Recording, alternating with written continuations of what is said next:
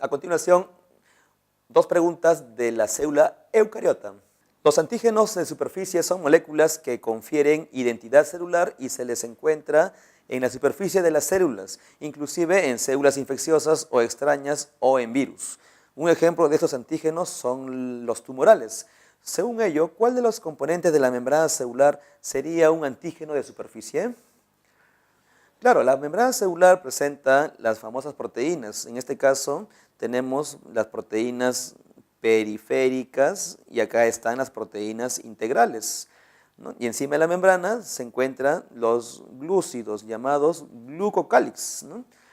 Que también están unidas a las proteínas integrales o proteínas periféricas.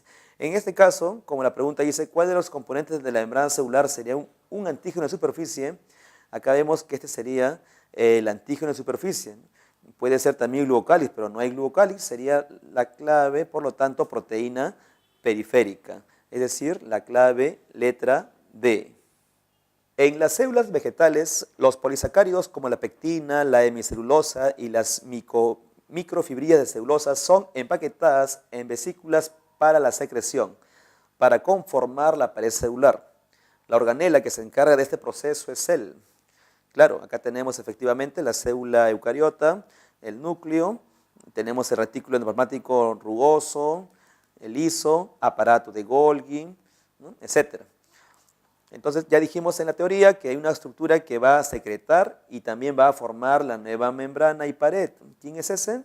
El que secreta y forma la pared es el aparato de Golgi, formado por los dictiosomas, ¿no? Son membranas en forma de bolsitas que van botando sustancias como proteínas del retículo rugoso. De ahí salen las proteínas mediante el aparato de Golgi y también para conformar la pared celular en la mitosis.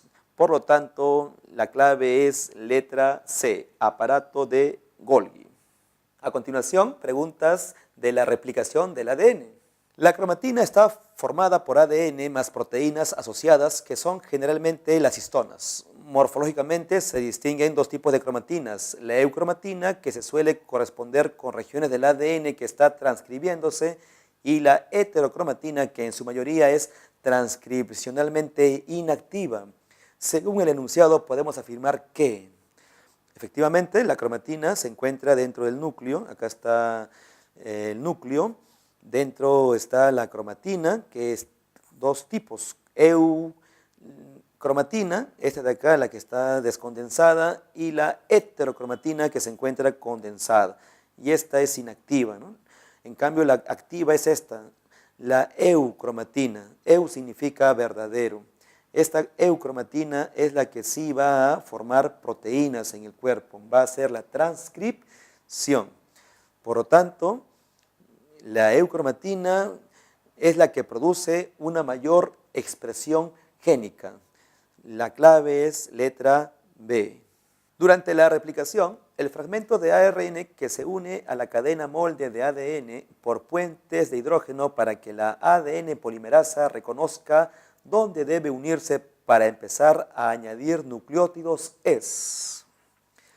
Efectivamente, tal como explicamos en la teoría, acá está nuestro ADN, ¿no? Que se va a abrir y va a empezar a replicarse, pero antes de eso, primero tienen que colocarse los primer o cebadores. En la cadena continua un primer y en la cadena discontinua varios primers, ¿no? Donde ahí se va a formar la cadena hija de manera continua y por acá discontinua llamadas fragmento de Okazaki. Entonces, ese pedacito llamado cebador, ¿no? O llamado primer es un pedacito de ARN, o sea, ácido ribonucleico. Es el famoso primero cebador, ¿no? Entonces nos preguntan justamente eso, ¿no? Por lo tanto, la clave es la letra D, el cebador. A continuación, preguntas de la síntesis de proteínas. Él es un tipo de ácido ribonucleico que tiene una función importante en la síntesis proteica. Es aquel que transfiere las moléculas D a los ribosomas. Estos aminoácidos se unen por medio de enlaces peptídicos para formar proteínas durante el proceso de síntesis de proteínas. Como vemos, ¿no? En la transcripción primero se forma el ARN mensajero, ¿no? Acá está el ADN y se formará el ARN mensajero, el cual llegará al ribosoma, y acá en el ribosoma se elabora las proteínas, o sea, se llama traducción. Entonces, este ARN mensajero trae el codón y eso induce a la llegada del ARN de transferencia, ¿no? El que trae el anticodón.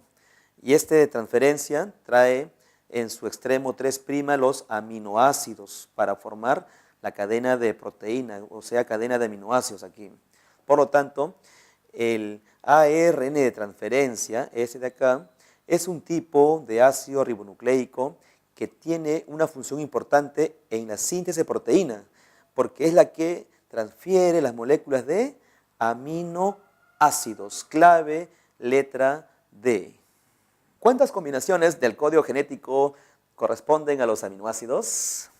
El código genético está conformado, dijimos, por dos moléculas, el codón y los aminoácidos. Hay total 64 codones, de los cuales 61 se llaman con sentido, o sea, estos 61 son los que van a formar la proteína en la célula. En cambio, hay 3 que se les llama de stop. Quiere decir que aquí ya finaliza la síntesis de proteínas. Estos 3 no traen aminoácidos. Los que sí traen son estos, los con sentido, que son 61. Y esos traen los aminoácidos. Por lo tanto, la 14, la clave, letra C.